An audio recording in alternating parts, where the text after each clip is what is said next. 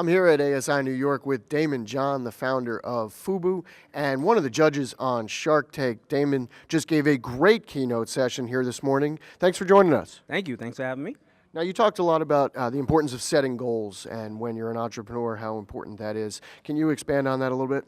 Well, you know, as an entrepreneur, you have to set, well, as anybody, you have to set goals.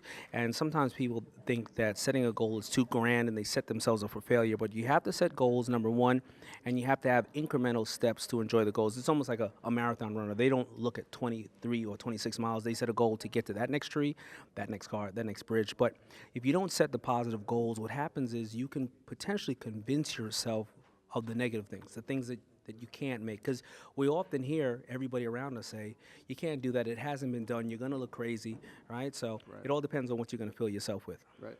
And the other point you made towards the end was, to go with the shark theme, to keep swimming.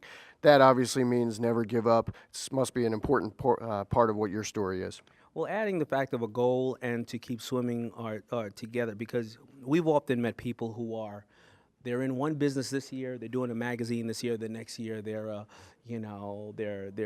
something else, and there's something else, and they're not swimming, and they're not consistent.